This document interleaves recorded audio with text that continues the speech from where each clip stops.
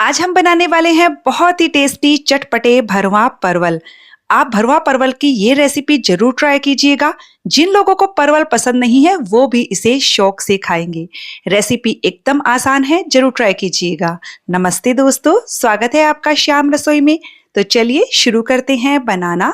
ये स्वादिष्ट भरवा परवल बनाने के लिए मैंने यहाँ पर 350 ग्राम परवल को अच्छे से धो लिया है। अब हम परवल के दोनों साइड के डंठल हटाकर इसे छील लेंगे। तो आप छीलने के लिए पिलर का इस्तेमाल मत कीजिएगा, हल्का हल्का ही इसका छिलका हटाना है। सारे परवल को छीलकर एक बार फिर से इसे पानी से अच्छे से वॉश कर लेंगे और सूखे कपड़े से पोंछ लेंगे। अब हम परवल को बीच में इस तरह से कट करेंगे और इसके जो बीज हैं उन्हें हम बाहर निकाल लेंगे, जो हम बाद में स्टफिंग में इस्तेमाल करेंगे। बीज बाहर निकाल लीजिएगा ताकि हम स्टफिंग अच्छे से परवल में भर सकें।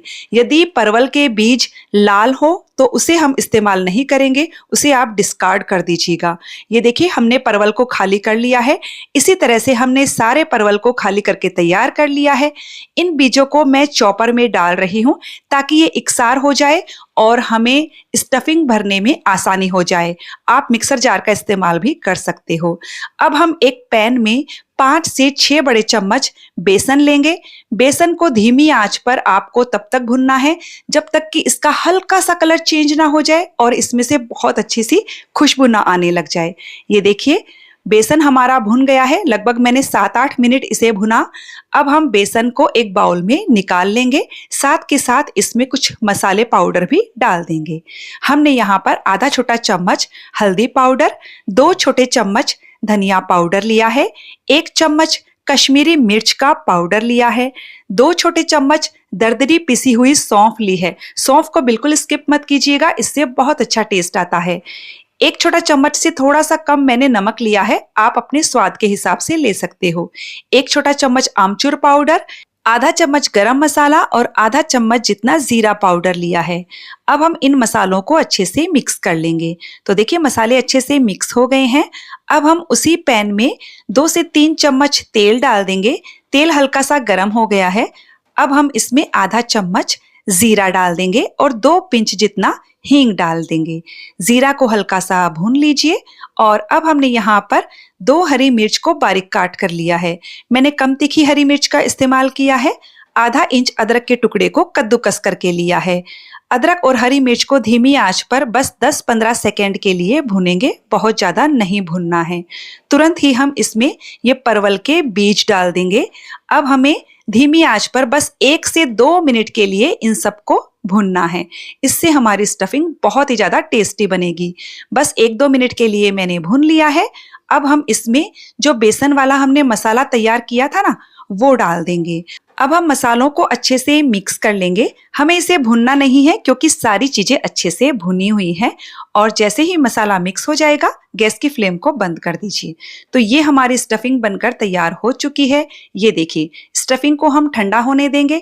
अच्छा, स्टफिंग आपकी सूखी सूखी नहीं होनी चाहिए, वरना जब आप परवल को फ्राई करेंगे तो मसाला बाहर आ जाएगा। ये देखिए, इस तरह से मॉइस्चर होना चाहिए। यदि सूखी सूखी है तो आप इसमें या तो थोड़ा सा पानी का छींटा लगा लीजिए या फिर इसमें थोड़ा सा ऑयल डाल दीजिए। तो चलिए, स्टफिंग हमारी ठंडी हो गई है। अब हम ये स्टफिंग परवल में भर देते हैं। अच्छे से भरिएगा ताकि परवल टेस्टी लगे। तो देखिए, हमने सारे परवल भर करके तैयार कर लिए हैं। हमारा थोड़ा सा मसाला बच गया है जो हम इसी भरवा परवल में इस्तेमाल करेंगे। तो चलिए, अब हम परवल को फ्राई कर लेते हैं। तो मैंने सेम पैन में 2 से 3 बड़े चम्मच तेल गर्म होने के लिए रख दिया है। आंच को बिल्कुल धीमा रखना है। सारे परवल पैन में डाल दीजिए। बस अब हमें धीमी आंच पर परवल को तब तक पकाना है जब तक कि ये पूरी तरह से सॉफ्ट नहीं हो जाते हैं। तो इसे 2-3 मिनट पकने दीजिए। तो करीबन 3 मिनट हो गए हैं।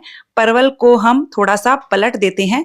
तो आपको हर 2 से 3 मिनट के बाद परवल को पलट पलट कर फ्राई करना है ताकि ये अच्छे से सारी तरफ से सॉफ्ट हो जाए। फिर से इसे ढक देते हैं। परवल को पकते हुए और 3 मिनट हो गए हैं।